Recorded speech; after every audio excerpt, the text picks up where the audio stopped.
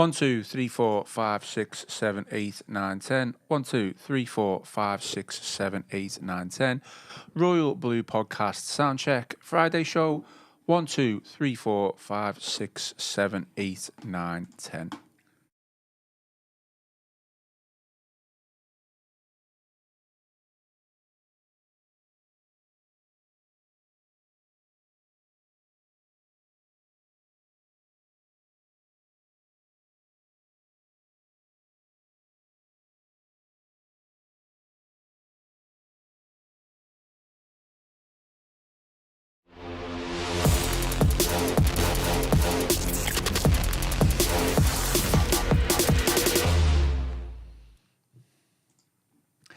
Hello and welcome to the Royal Blue Podcast. It's the Friday show. We are live and I am your host, Ian Croll. Joining me in the Royal Blue studio this afternoon to talk all things Everton. We've had a late pull-out, but we've got Gav Buckland here. The ever-present. Last man, ever-present at the moment. As always. Yeah. Really. Where are we in the podcast ratings at the moment? We were third the other week. Have we gone up the table? It's a good shout, actually, isn't it? I need to check. I assume they come out every now and again. I'll have to get back in touch with that website who rated us third in the Reach PLC podcast list. Out of 25, by the way. Yeah, absolutely. So ahead of the Liverpool Blood Red podcast as well. So we'll be, well, make of that what you will. So we're in Champions League places anyway, aren't we, to go into Europe next year? Yeah, you would have expected, because I think the Reach PLC Newcastle podcast was second, just above us. They've just won a trophy, so that might have they might have gone into first. But Newcastle's, one of the things about modern football is if you are a single club in a reasonably large city, you have got enormous advantages, both in that type of stuff and commercially as well. That's why Leeds commercial deals, see them, we've got great commercial deals, because they're a single club in the city. Yeah. And Leeds is, I think it's bigger than Liverpool, isn't it? And the same with Newcastle. I mean, it was frustrating. I don't know, when you had them celebrations last week about Newcastle, obviously won the Carabao Cup. There was lots of stuff saying Newcastle's the only city you could put on something like this, and that's great. But it's a one-club city. If you've got two clubs in the city, you can't. It's not the same, is it really? But yeah, so I want to see us, second and a championship charge next season. First, Gav. That's what we're aiming for. Yeah, absolutely. Yeah. Okay, well, as mentioned, we have had a late pull-out. There should be a third man on the show, but we haven't got it. And Joe Thomas has obviously been at Finch Farm for David Moyes' press conference, so he is on his way back to the office this afternoon. He just hasn't been able to make today's show. Today's agenda, we'll have the final word on the Merseyside Derby and look ahead to tomorrow's 12:30 kickoff at Goodison Park against Arsenal. We'll also address the statement made by Everton after James Tarowski received threats following Wednesday's game, and Gav wants to speak about Everton's accounts, which released on Monday. We also did an in-depth podcast on Tuesday with me, Dave Powell, and Joe Thomas. Very good that. Yeah, so you can go back and listen or watch that. But Gav wants to bring it up in today's topic because I know he's a big financier, likes to talk about money a lot. I think I'm a big financier. As always, give us a like, drop us a like and subscribe to the channel. Support is greatly appreciated, and get involved in today's podcast in the live stream comments section with your questions and comments. Gav, obviously we discussed in depth, I guess, the Merseyside Derby yesterday. Disappointing results, not what we wanted, but a lot of fallout from it. So I think it's probably worth having the final word for you. I hope it's not the final word. It was. I thought we played well in the first half. You could argue that we had the better chances. Second half, I think Liverpool upped the game and we got hemmed in, didn't we? Couldn't break out. I mean, what was it? 20% possession was it in the second half, and the goal came after Liverpool 10-15 minutes of pressure. I wasn't at the game, but I do know people who went, said that you could tell the home crowd was a bit tetchy in the first half. Certainly was, yeah. It makes you wonder if we'd scored maybe in the a bit better or carried on at goalless with 10 minutes left. Might have been interesting. So first half, I thought we did well. The Alcaraz header, that was. He's been likened to Tim Cahill, hasn't he? That Tim Cahill would have been in the back of the net. In terms of some of the events, the Tarowski one, I think it's a red card, isn't it? But there's a few things going on there, isn't it? I would say about a lot of this is around game state, isn't it? And it was early in the game. He's the captain. I think referee, maybe it was first derby, I think, relatively junior. Probably doesn't want to send the Everton captain off at the start of a derby. Do you think that's all going through the referee's mind? Yeah, absolutely. Yeah, he's going to give you a yellow. Yeah, that's why he only give you yellow, possibly. And by staff this would argue why Tarowski should have been sent off, isn't it? But it just shows up flaws in the VAR process, isn't it? Because I think the key thing is Tierney, wasn't it? It was a far more experienced ref was on VAR, and if you're a senior ref and you've got a junior ref that you're VAR for, you don't want to undermine him. Mm-hmm. You don't want to undermine him early in the game, and I think that came into it. I think Mike Dean has got into trouble. I think I think one of the referees got into trouble talking about this. I don't think he wanted to undermine a junior official. And that's why VAR should be independent of the referees. They've also got in the minds as well, just touching on your point, the referees on the pitch, that they've got the backup of the VAR now. So, if they make a mistake, absolutely. They could rectify it slightly. Yeah, and if they don't, sometimes the referee looks foolish, I suppose, because they sent them to the pitch side. But it was a red card. I thought it was poor play by Tarowski, as we all know, the Everton skipper should be leading by example. Not the first time he's done it, not the first time he's done it this season. And I thought it was poor. Apart from that, I thought he did okay, Tarowski. Betto's missed chance, I thought he spent all season hitting it to the goalkeeper's left and he hit it to the goalkeeper's right when the goalkeeper's left might have been a better option. And he's done the hard part. The hard part is to get past the two defenders, by the way. Yeah, absolutely. Yeah, I mean, his clumsiness helped, I think, a little bit, didn't it? You made Van Dijk's clumsiness as well. Look foolish, didn't he? It was just, I think he spoke, I mean, it's a good podcast, good analysis yesterday. It's the lack of quality in the final third. There was 4 occasions. Once in the first half where I think we had 4 against 3 into Corey, played a bad ball to Harrison who ended up going out wide. There was one where just after we hit the post on the left-hand side, there was Mikalenko got behind the fullback and Alcaraz just overhit the pass. And then the one in the second half was just awful, wasn't it, with Harrison, who, I don't need to add to anybody's comments about how he was moderate at best. That was just that was poor, wasn't it? Really, that it was effectively passed it to the keeper. Yeah, I thought we missed Lindstrom as an option on Wednesday, bit of pace. Disappointed not to see him in the squads. Yeah, I thought so. And as for there's 2 other incidents that are worth talking about. The offside, or onside. Listen, by the rules, he's onside. It's quite clear he doesn't fit any of the criteria. But there's a gap in the rule, isn't it? And before I go about that, there have been other instances like that. At Anfield in 2018, when he played Spurs, I think Carragher alluded to that, where Spurs scored or got a penalty, the Cop End, in a very similar scenario where they thought somebody was going to be on call for being offside and they weren't. And there's one, it was a notorious one in lockdown with Tyrone Mings, where at Manchester City, where he controls it like Tarowski, and Rodri's behind him in an offside position. As soon as Mings controls it, the next phase of play starts, like with Tarowski on Wednesday, and Rodri comes from behind him, takes the ball off him, and City score. And even Pep said, about that rule, he says, I don't really understand what's going on here. And that was what happened on Wednesday. There's a simple addition to the rule. We got let down by the rule, not the referee or VAR on Wednesday.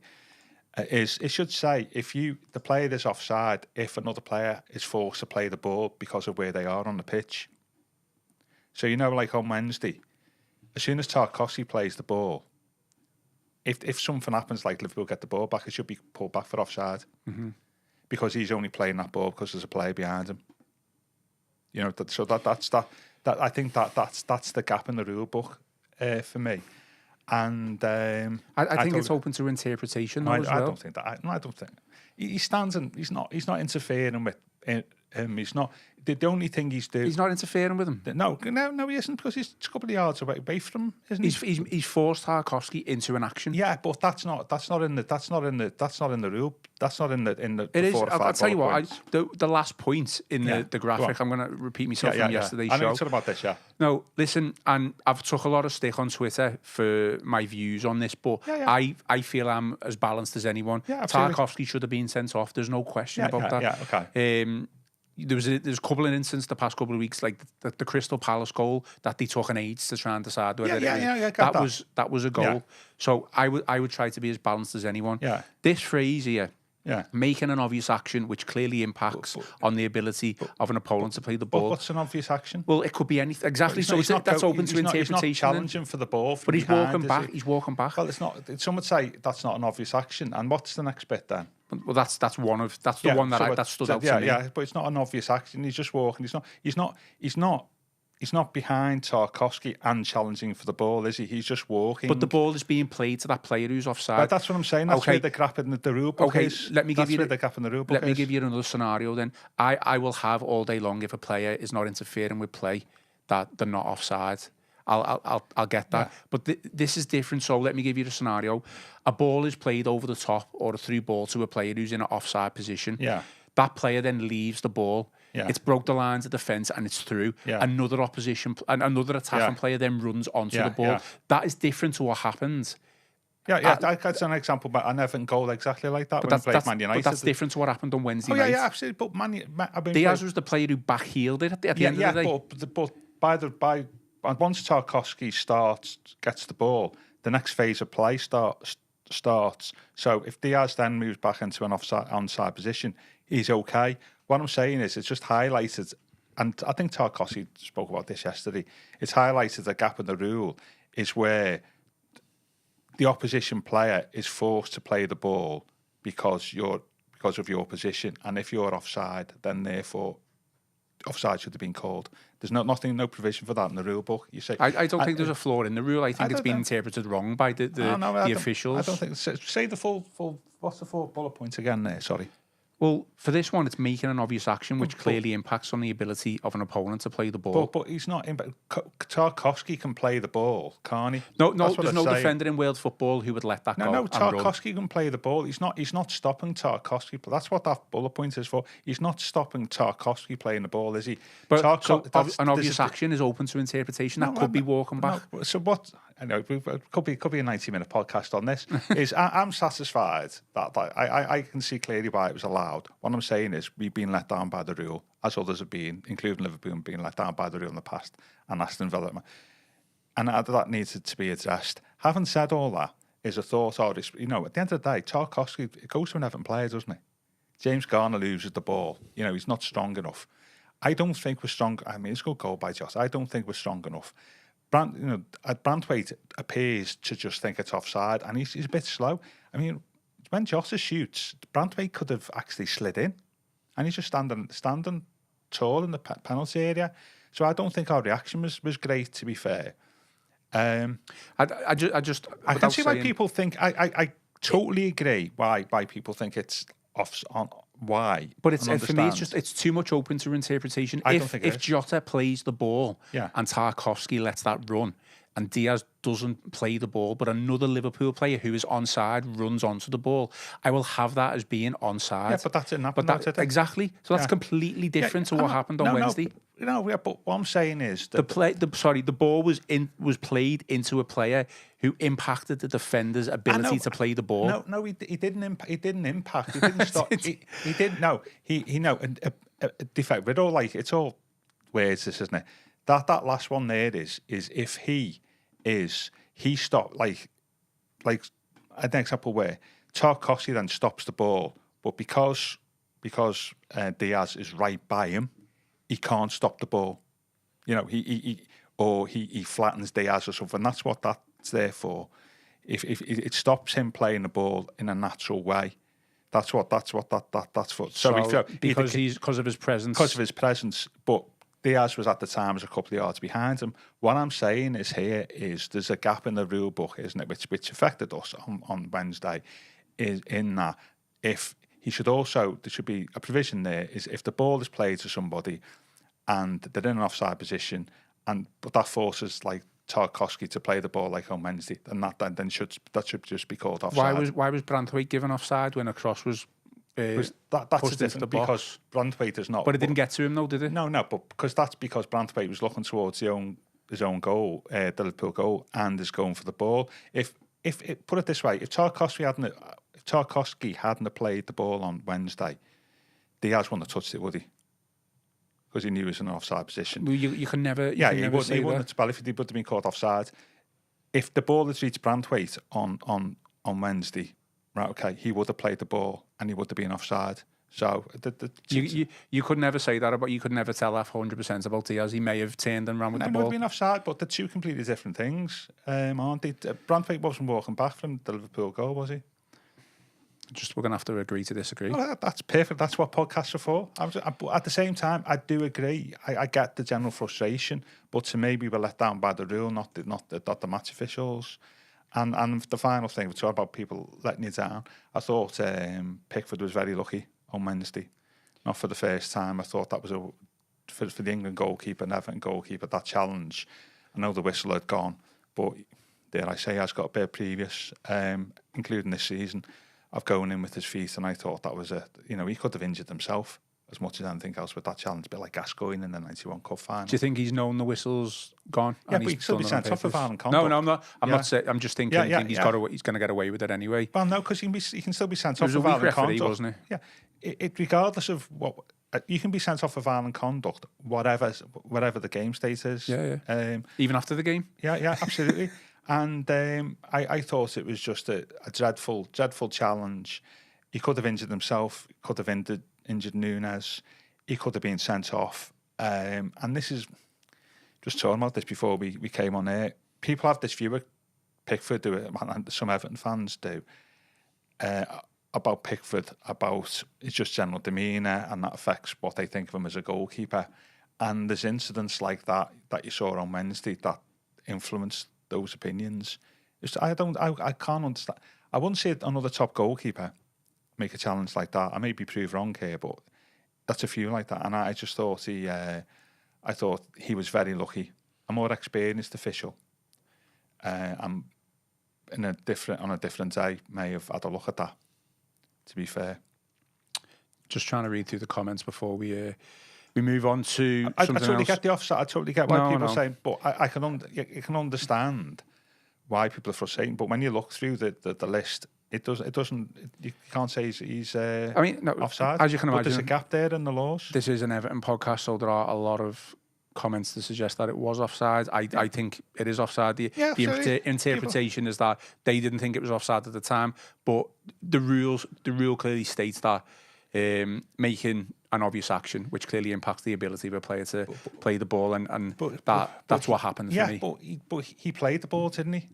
But he made a mistake as well. He managed to play the ball, didn't he, without any interference from Diaz, so that doesn't apply. What I'm saying is that where we were let down was that ball was played towards Tarowski's zone because Diaz was in an offside position. So as soon as Tarowski is forced to play the ball, the game should stop because it's offside, because Diaz is offside. And there's no provision for that, and in the law, and that's what should be added to that law.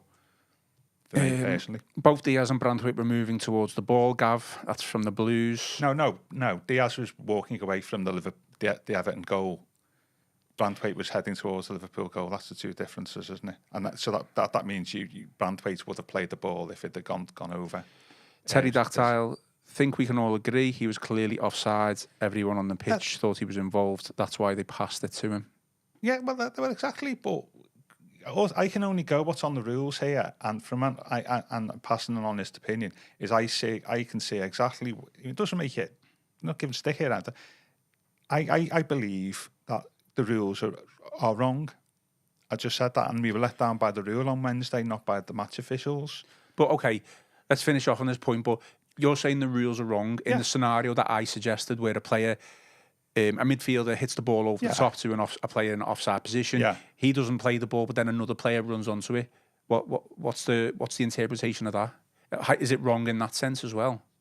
Well, I think it depends how if you're playing in the proximity of if you're playing to that player and he's walking back, but he doesn't touch the ball. He doesn't touch the ball. It's another player who's in an onside position, which I'll have all day.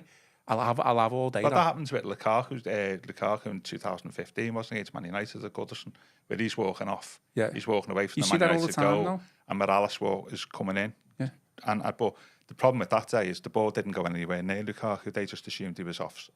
Did they give offside for that? No, not to go because the ball never went near Lukaku. So what I'm saying is I'll have that all day long as a player not interfering with play, but.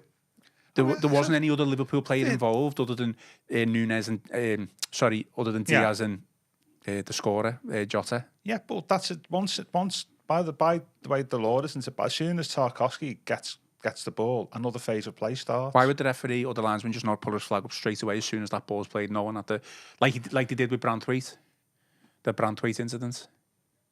I don't know. You'd have to ask the exactly. So that's what it's for me. That's why it's open to interpretation. Because one linesman said it was offside. The other linesman said it wasn't. It goes back to what I'm saying. Is Diaz is openly walking from an offside position into an onside position, and there's on that basis is making no effort to play the ball. Branthwaite, when the cross comes in, Branthwaite is looking towards the Liverpool goal to play the ball. So the interpretation was he was offside. I agree why you draw that comparison, but they're two completely different scenarios.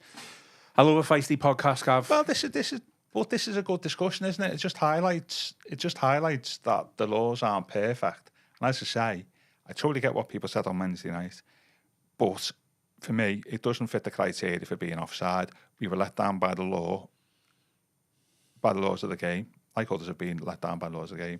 In this instance, where they're not comprehensive enough.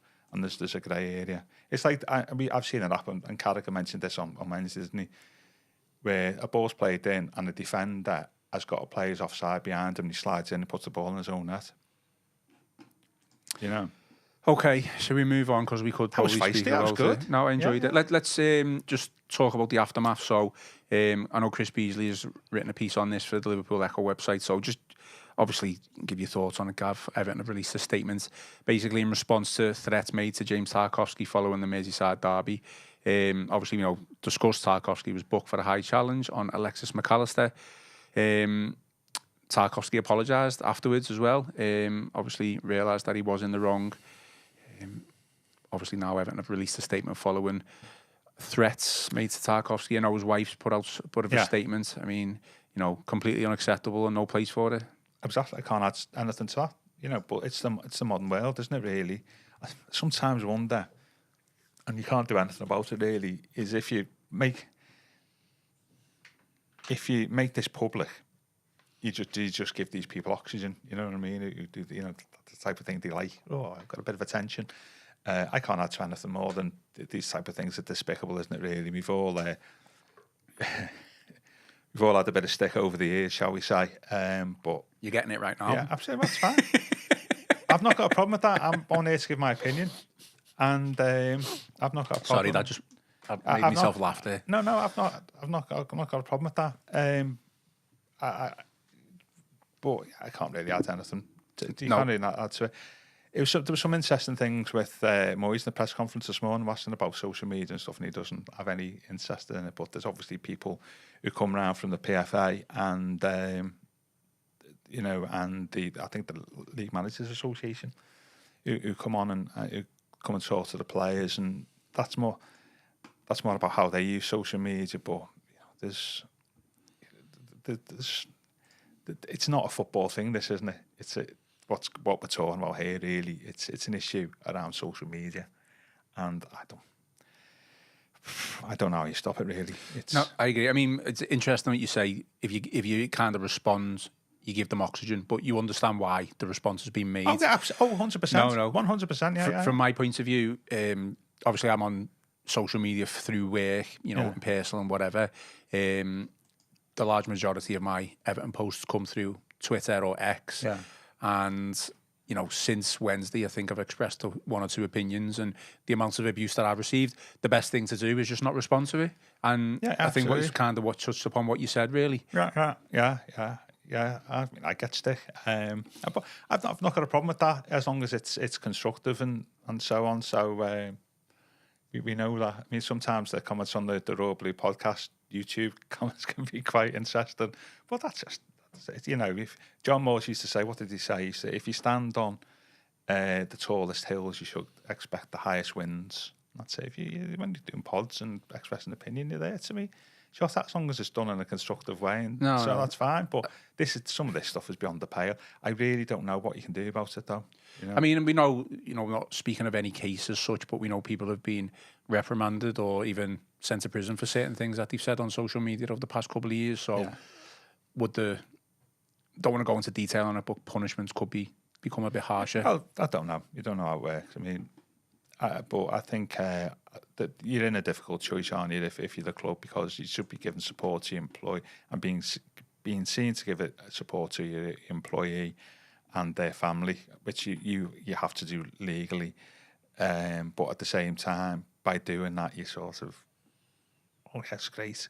We've got Everton riled, we've got Tarowski riled. That's what we wanted to do, type thing, and that's that's the other side of the coin, isn't it? Really. I mean, any threat, death, abuse, whatever, is disgraceful in itself. So shouldn't be happening. Moving on, I'd like to speak about two certain individuals who we haven't. Well, one we haven't spoke about for a couple of weeks, and the other one is our forward. We'll come on to in a minute. Betto. Yeah. James Garner.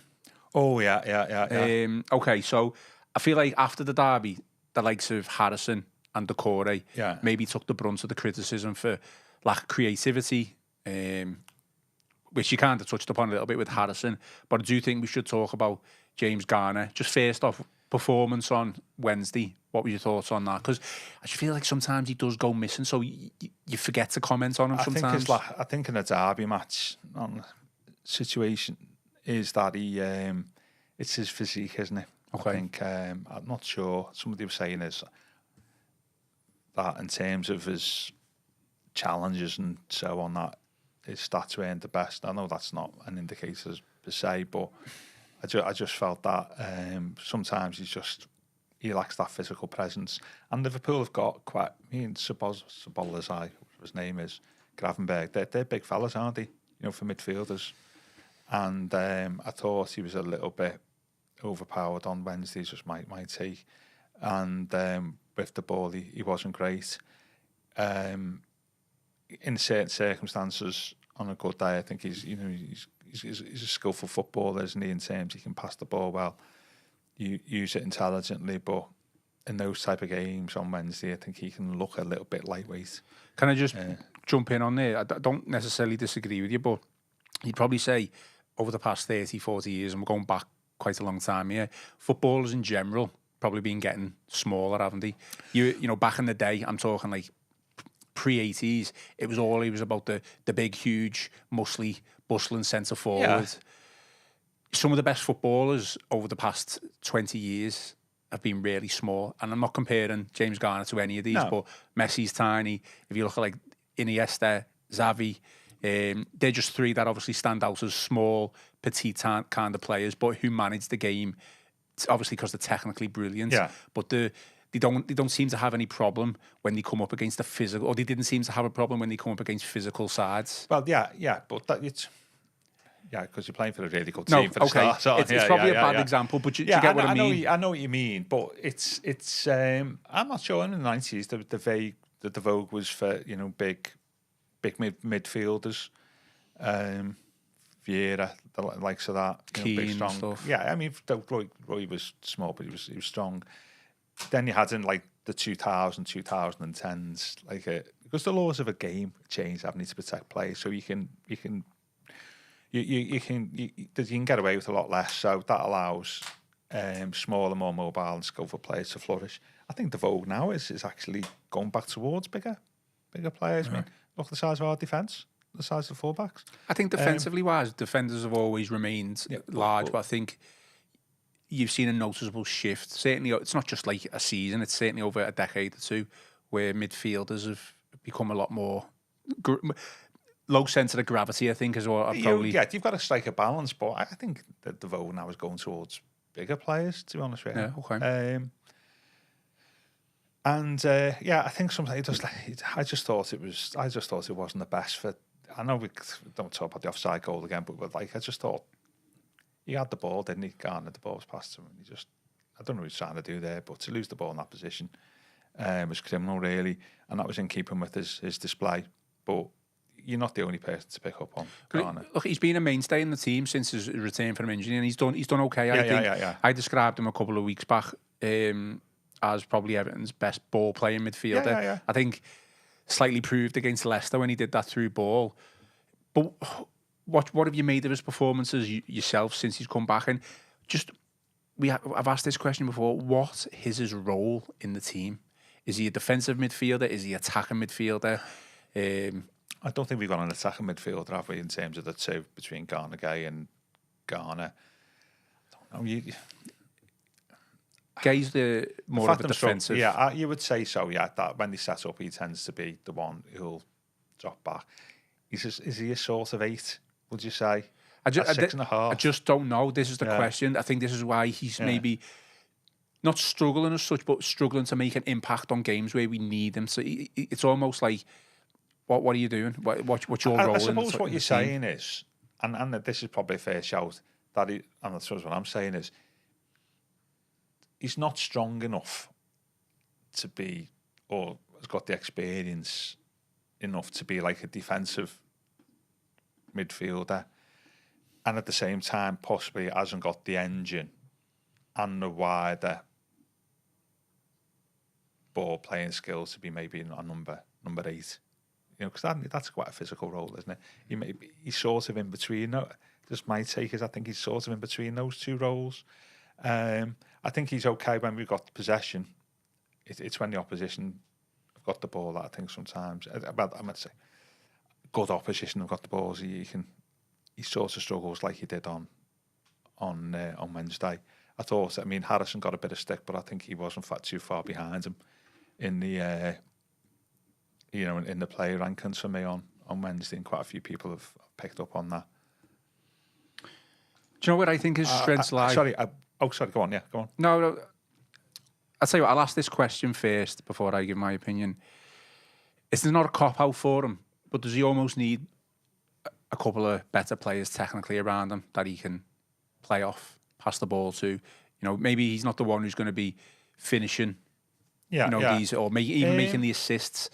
Although you always want to improve your numbers, your stats, your goal scoring stats, and your assists. I think that it's Everton's players have been poor over the years, so it's something we've got to improve. But it's almost like what was it? Didier Deschamps, was called like the water carrier. Yeah. But he's not a water carrier. He's not that. No, I'm not suggesting that he is, but I'm saying he hasn't got the wider skills. Yeah, I think he's a good player, but you need a lot. The likes of Deschamps was a great player, and Goalie Kante was a great player. A similar role. What you need a wider skill set, and they were. Is this a game more like that? Yeah, in that respect, because he's not a defensive midfield. It's not a 6. Garner guy. I think he's improved on the ball, but he's not a 6. And I don't think Garner is James Garner, but I don't think he's an 8 either. He's sort of a little bit between both roles. Having said that, they have been, the end of last season, they were our midfield partnership, weren't they? When we had them running results. And by and large, under Moyes, it's worked reasonably well, hasn't it?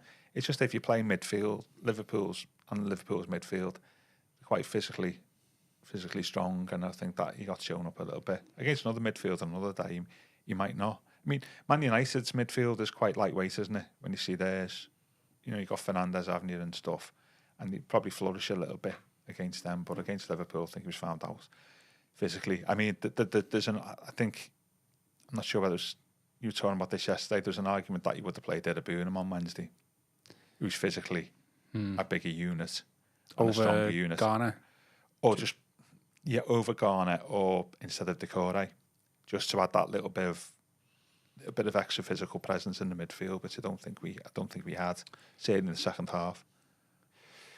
Just comments before I give my opinion on Garner. So Tazul Islam says, I think we need to give Tim a chance now over Garner. So obviously just mentioned that. Dogs of Science, Garner should be a squad player most next season, certainly not a regular starter. And then there's this comment here from the Blues, who we never agree, by the way, me and this member of the audience. We are agreeing today on a lot of things.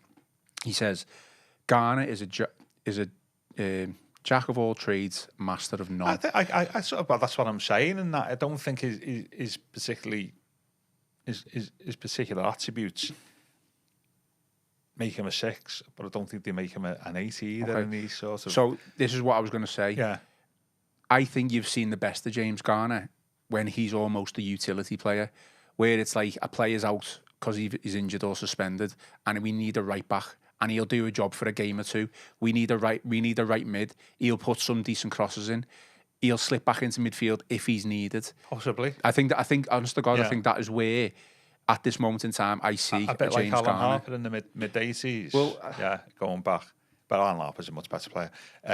But I just don't know where he best. If he was going to play in that team consistently, I just don't know what he does, how he impacts the game. But at least then, if you know he's going to fit in to do a job for a game or two, you know he'll stand up and be counted. I think that's a fair shout, and because he can play a number of roles, but he can't make that his role, if you know what I mean. Yeah, no, I get that. That's a fair shout. Betto. Put that me and you in agreeing for once on this pod. Yeah. Betto obviously made a bit of an impact over the past couple of months. I guess question is he doing enough to warrant a place in the team next season, or would you just actively look to sell him?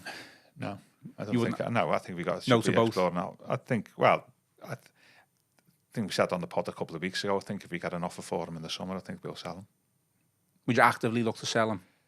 Would you say to him, "Listen, if an offer comes in, we're gonna sell you," or would you just, would you plan the season with him, and then if something depends comes in? I mean, some of that might. I mean, if we Calvert-Lewin goes, and we get another striker next year, and we say, "Listen, you only got in at the end of last season because Calvert-Lewin was injured, and now got another striker we want to play as the number 9. Your options are going to be limited, especially say Chimisi's around next year." Then it might be in his best interest to go with the good wishes of everybody. We spoke about this last week as we've been talking about a lot of things about like moving 12 or 13 players on and who we're going to replace those with, as if that's the only decisions they're the only decisions we've got to make during the summer. But there are decisions about players who are under contract, either with 1 year left on their deal, like we've got 3 or 4 of them, haven't we? Or like Betto with 2 years on the deal, where actually if a decent fee comes in for them, you might want to sell, and he would fall into that category. There was rumours of interest in January. He's not done himself any harm here, by the way, from his market value. I think, like, on one hand, I'm looking at like he's getting these opportunities, and he has scored a handful of goals in a short space of time. Isn't it handful? Is that the key word there? No, obviously he had a good run, didn't he? And then he seemed to obviously drop off, but he was still getting it. He was still getting into those opportunities. He was making chances. He's had a couple of one-on-ones recently, hasn't he, over the past couple of weeks, and he just hasn't been able to convert. I mean, so frustrated, as you can imagine, I'm sure everyone was, with how he dealt with Van Dijk and Canate from the poor Decore through ball. Takes both of them on, makes them both look a little bit silly. You threw on goal. You're coming up against Keller, who actually I think is a good keeper, but he's no Alisson in terms of presence in the goal. And he hits it in the one place he shouldn't have hit it, and it's the post. Yeah, where every other finish he's hit it the other way, hasn't he, to the goalkeeper's left. You find that strange then that he didn't go to the goalkeeper's left?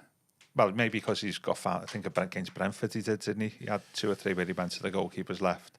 So you could see why he went to the right. But Kelly sort of signposted it, didn't he? Listen, that's the difference between a top-class striker and sort of like he's not a genuine, he's obviously very decent, somebody like Betto.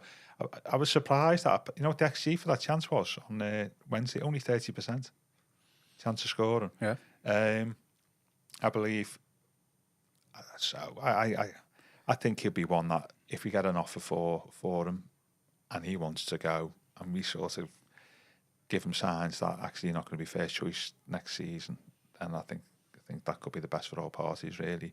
And thanks very much. On occasions, you've done well for us over the last 2 seasons. I don't want to sell. I don't like selling players, but in that scenario, you could see why it would be in the best interests. I also wouldn't be surprised if he stays, though, just purely for the fact that I just don't think we're going to have loads of money to spend in the summer, and to buy a top class quality striker, you're going to have to spend big money. Well, try and find one first. No, exactly. I'm getting that. You don't know, do you? It depends what happens if Calvert-Lewin signs a new deal. And then, so you've then got Calvert-Lewin, Schmidt and Betto. They might just say, we're quite happy with them three. Next season, we need to strengthen elsewhere. So I don't know, but all things being equal, and we've got options that the manager likes, and he's not going to be first choice, and it's a good deal for us. You could see a scenario, couldn't you, that he gets sold, or they want to sell him. Yeah, we'll see what happens. It's going to be. I mean, it's going to be a mad summer, regardless of what anyone says. I don't want a mad summer though. You don't want too much change, do you? No. You don't. That can be negative in its own way, can't it? Okay, before we come on to Arsenal, you wanted to talk about... Oh, yeah, a couple of pods. Sorry, just for context, in case people don't know, so obviously Everton announced a loss of 53.2 million in the latest club accounts, so that covers the last 12 months leading to July 2024, and it's a huge improvement, I guess, from the previous year where we lost 89 million. Yeah. So yeah, just obviously... Yeah, Joe did a piece this week, didn't he? And it was a good pod with Dave Powell and Joe on Tuesday. Yeah. And yeah, I agree. The accounts are a little bit out of date now, aren't they, because of what's happened with the Freakins. So you see that's on the accounts that the Freakins weren't here. We go, all that debt. But the Freakins have paid that off, so that's good. In terms of their performance, as you say, it's reduced. The losses have reduced. From PSR terms, you assume we're still within the 105 for those 3 years. I said to Joe on Monday, I thought we're about 10 million under. I think the Dobbin sale for PSR. Yeah, 10 million under PSR against 105. I think we're on about 95. I think the challenge for us this year is obviously we've still got a big year still in the accounting period for this year, and so consequently we're very marginal. And I wouldn't be surprised to see another Dobbin type sale between, and maybe a Godfrey type sale if we can between now and the end of June, possibly. So I don't think we're out the woods. I don't think we're in crisis for this year, but I don't think we're out the woods either. And we may have to do a couple of sales without a major sale, like a brand pipe between now and the end of June. You know what? Like a hell of a lot of clubs will be in that position, I think. So yeah, I thought it was reasonably okay. We're heading in the right direction. We've cut down the squad costs, which is very important going forward in terms of the value of the squad, and the wages that's come down. So that's what we needed to do. I mean, we've made 100 million profit over the last 2 years on player sales. We talk about farewell. That's made the difference between us being hammered for PSR and achieving it. So that needs to be looked at favourably for looking at Thelwell's role. And it was interesting. It's hidden away. How much we paid in interest last year? 55 million quid. Oh.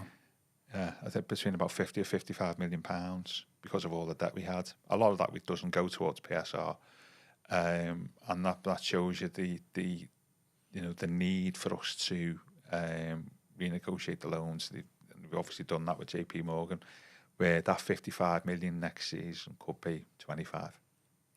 So that shows you how vital it was that the Freakins coming in and have got a longer term loan at lower interest rates. Because that's a frightening figure, that, isn't it? 55 million quid. On another positive note, which Dave highlighted in the podcast on Tuesday, was that he believed that the stadium naming rights deal was potentially close. Yeah. Obviously, it is a positive, but he did, err on the side of caution to suggest that it might not be as much as what we originally thought. Yeah, because the value, great stadium and stuff, but the value is, how much exposure you're going to get. I think, who Europe's leading experts on stadium finance is called, the company's called Croll. No way. Yeah. I'm a secret. I own that company. Yeah, absolutely. And if you read their stuff... Is it C or K? It's a K. Oh. Yeah. Doesn't matter. Terrible. Yeah. Maybe it's you in disguise. I mean, I think the leading stadium rights in Europe is Barcelona. I think it's Spotify. I think it's about £18 million. 18 for the year? Yeah. I think Arsenal only get about 13 or 14. So it's about the exposure you get, your size, your club, your global reach, all that type of thing. So for us, I've heard figures, we should get £20 million a year. I don't think that's going to happen. It's going to be far less than that. It's going to be a decent figure. I mean, as an example, like Celtic, who are, let's face it, historically a great club, huge global support. Celtic, because of their Scottish roots, they only get £3 million a year naming rights to their stadium. So I think we'll get a fair sum, but it won't be. It'll be reflecting our status as a club rather than how good the stadium is. Because that's what you're paying for. The good thing is, though, with the Freakins, they've got a lot of contacts. I think Dave spoke about this, that they've got a wide network to look for sponsorship, certainly more than what we've had before. So whatever deal we can get, will probably be the best deal we can get for the club, I would imagine. But I don't think it'll be anywhere near some of the figures that are being quoted, which is, I thought Dave was quite right to point that out. Well, we'll see. Obviously, that doesn't hold what we're saying as gospel, but I guess we're just looking at market value, isn't it? Yeah, absolutely, and market value of Everton. And I think that absolutely perfectly fine, and we'll get obviously other sponsorship deals on top of that. Yeah. More match day revenue. All day long. So it's part of that. That's not the sole thing, is it? It's a whole basket of sources of new finance that we get from going to a new ground, new revenue, new match, new ticket prices, retail on food and drink on the day, commercial deals tied into the stadium, non-match day revenue as well. Obviously, stadium naming rights. It's you can't just take one of them and say it's going to be massive. What you can say is, though all them increases combined is a significant sum. I guess that's the way we should be looking at it. One thing that, for any prospective sponsorship or company looking to sponsor the stadium, you'd want that stadium filled a lot, wouldn't you? Yeah. I guess that's the whole point. You want TV cameras, you want eyes on that stadium pretty much all the time. I know it's not going to happen all the time, but as much as possible, I guess. Yeah, and and people go for 10-year deals because it's a big choice. Sponsor for the stadium is a big choice because they have to be you're going to be associated with you for 10 years, so you don't want a dodgy company that 5 years down the line is it's trashed, your reputation gets trashed as by association. I'm sure there'll be a couple of get out clauses. Yeah. But I think what I'm saying is you always, this is why Spurs have taken so long, isn't it? Really, you want somebody who you want to be a partner that is associated with you, and that can be, if that's for 10 years, that is a very difficult choice to make, especially when you factor in about what they think the value is and what you do. So it's not like a 1 or 2 year deal where you can do something quite quickly. It's a big decision to take for both parties, and it's in our interest to get a 10-year deal because it guarantees income. It's also in their interest to get a 10-year deal who's sponsoring you because it can work for you. So now, say we say 10 million quid, right? Okay, that's your state. What happens, say 4 or 5 years time within Europe every year, Champions League? That 10 million quid is actually what they're saying is about getting good value for that 10 million quid a year. Yeah, because you can't say that it's in a the bit like when sell. Juventus they got is Alliance sponsored Juventus 2017, and they agreed a naming rights deal for 5 or 10 years. 12 months later, Ronaldo joins Juventus. So couldn't factor that in. They're getting the same sponsorship deal. 200% increase in publicity and stuff because Ronaldo's playing. So it's a big choice for both potential sponsors and the club. So if you get something done quickly, that would be great. But we want to make sure it's the right deal. That was fascinating to talk by Dave on that. No, yeah, absolutely. Just some positive comments about Betto actually in the comments. So Danny Church says, keep Betto and get 2 pacey wingers who can cross the ball. And Magical Fluid Process says, I'd keep Betto, but not as the main striker. He's a menace and is very strong, but I wouldn't expect too many goals out of him. Yeah, that's fair enough. But why do we need 2 pacey wingers with Betto? Because he's not a striker that you get out wide to and pass the ball and cross the ball. If anything, it balls from deep. absolutely. In if and around. anything, you want a creative midfielder, don't you?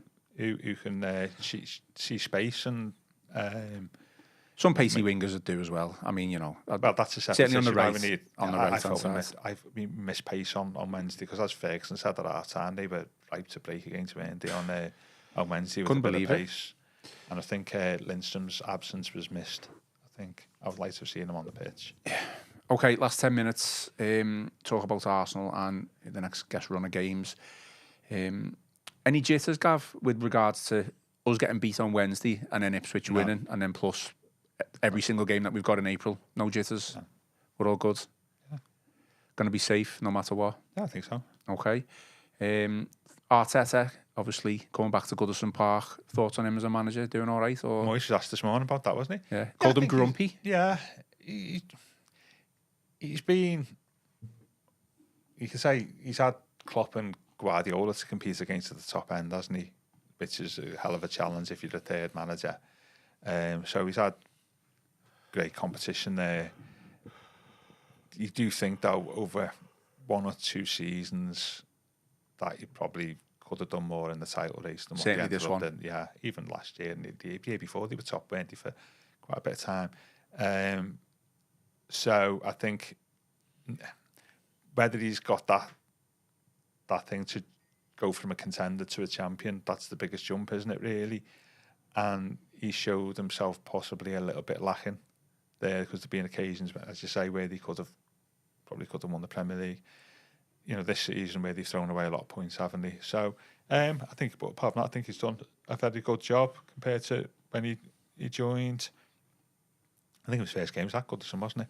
It was Carlo's first game. So I think he's done a good job. It's interesting what he's talking about him going back to his Everton days. It never struck me as a player who would move into management. Like what Moyes was saying, he was a bit dour, a bit moody. Yeah. And he never struck me as somebody who would. But he's obviously... I remember Guardiola saying that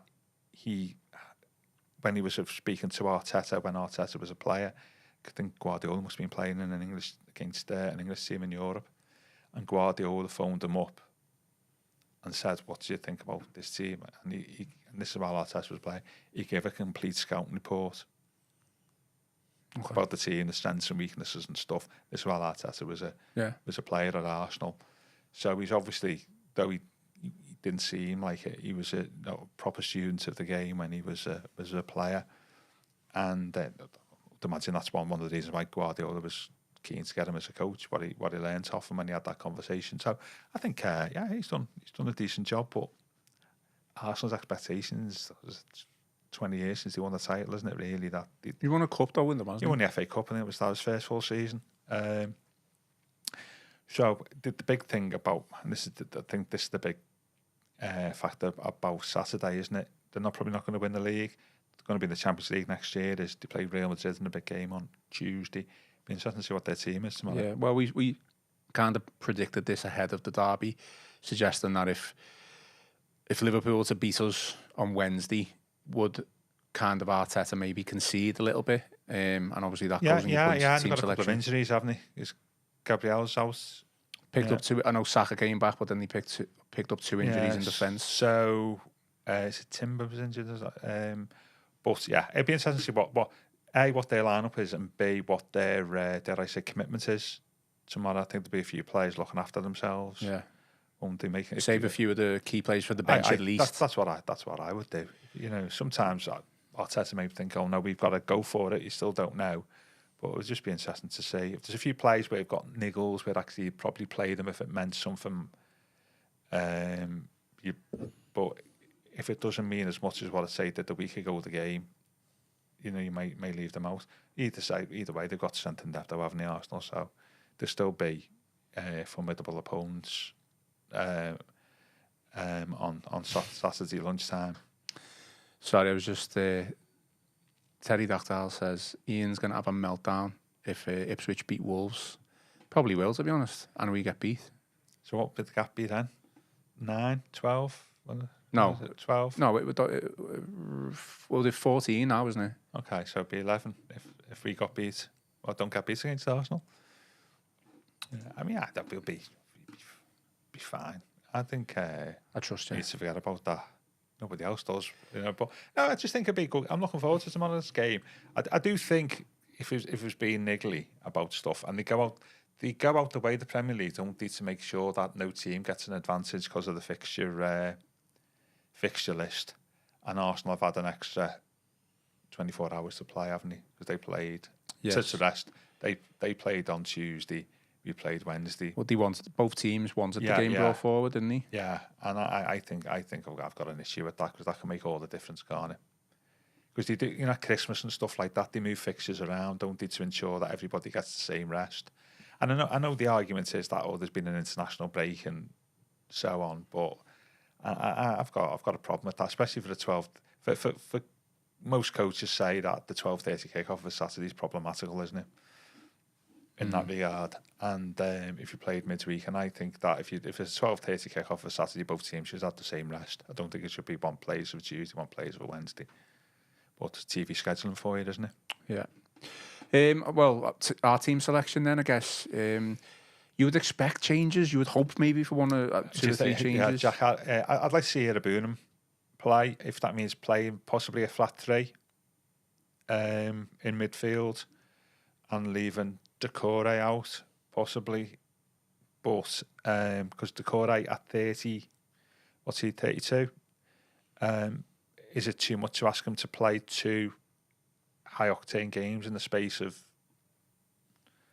less than 72 hours? I think that's enough to justify him leaving on the bench, isn't it, really? And we've got options, haven't we? The bench was actually quite strong that's what I mean. On Wednesday.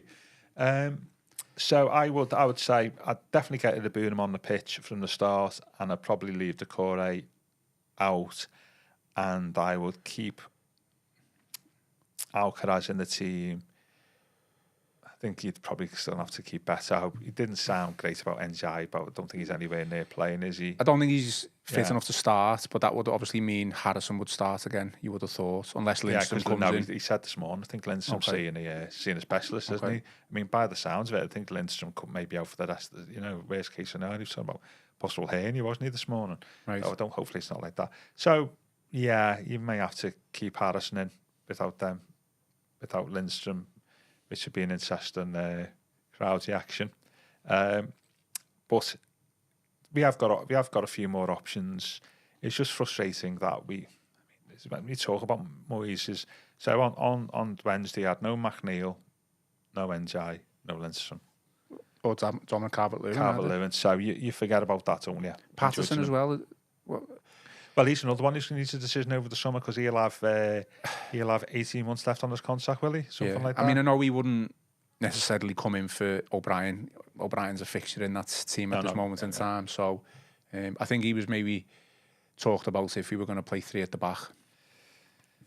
That was pre-Liverpool, but obviously I don't think we'd do that now. I think Harrison and Alcaraz will play on Saturday probably, but I definitely want to see Irabunim on the pitch. For Decore. Yeah, I don't. Yeah. I think asking Decore to play 2 games in 30. I'm just not a fan of him. 72 hours. I'm not a fan of Alcaraz on the wing.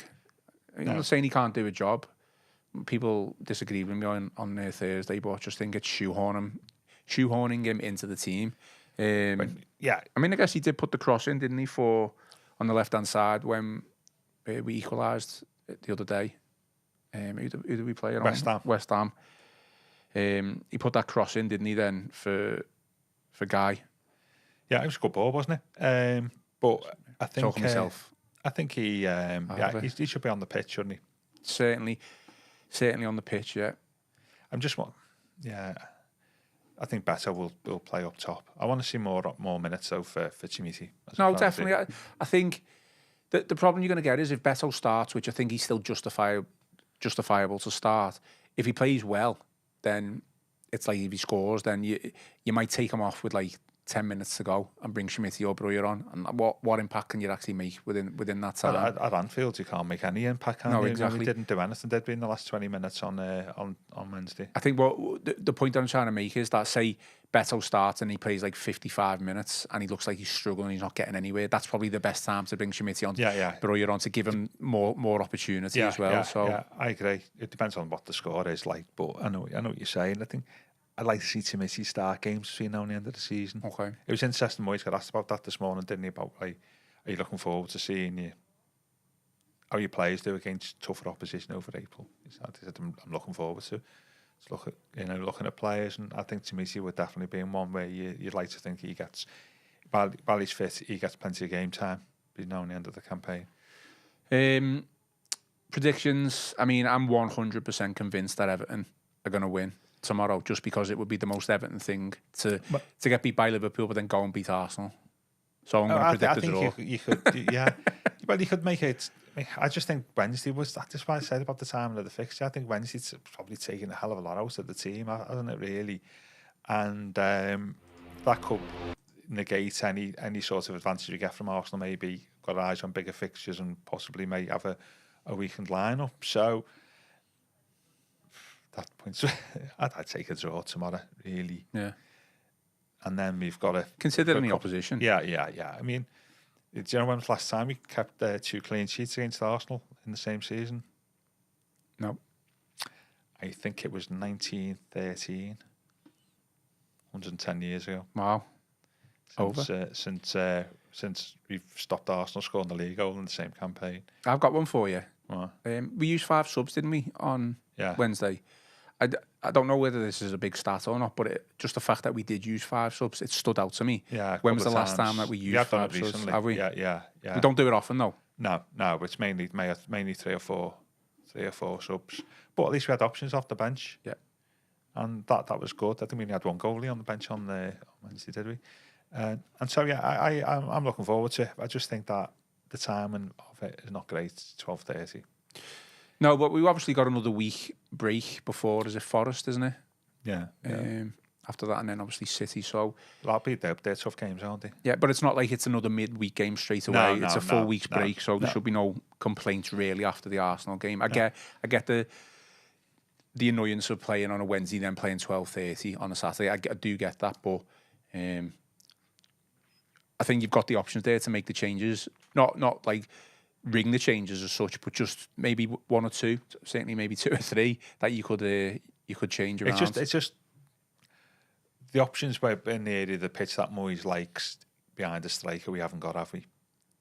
Linson, Menjai, Abbey's coming back, and McNeil. Those are the type of players Moyes wants in his team. He's still quite hamstrung, but I think what you could keep the core in the team and play Iraboom deeper if you wanted just a bit more energy. Then obviously a bit more physical presence. I know they're not. They've got some big units, haven't they? And I'm just looking forward to it. It's last 12:30, good listener, is it? Yeah. About hopefully. We don't want 12:30 for the final day, do we? No, I mean that's another podcast in itself. Yeah. All right. Well, so you're going for a draw? I'll go for a low scoring draw, 1-1. I think we can show up. I think if we show up and apply ourselves like we did on Wednesday, I'm not sure how much Arsenal are going to be up for it. I think on that balance, I'll go for a 1-1 draw. Fair enough. I mean, I've already tweeted that I think we're going to win, so I've got to go for a win. Good. 1-0. Go for a 1-0 win. Well, we've got a decent. We won 4 out of the last 6 against him at Goodison, by the way, 1 draw. Yeah. So we've got a decent record against them here. We just need to keep it tight at the back, and Betto's due a goal. Nice 1-on-1. I was just thinking, I wonder if Chris will get the opportunity to invite Mikel Arteta on Goodison Park, my home, as a former player. That would be interesting. Yeah, good player, Arteta. Very good player. Yeah. Okay, well, I guess that is all for today's show. Please remember to give us a like and subscribe to the channel. Drop us some 5-star reviews on Apple and Spotify. And most importantly, I guess, enjoy the rest of your day. Enjoy your weekends. I've been Ian Croll, joined by Gavin Buckland, and this has been the Royal Blue Podcast.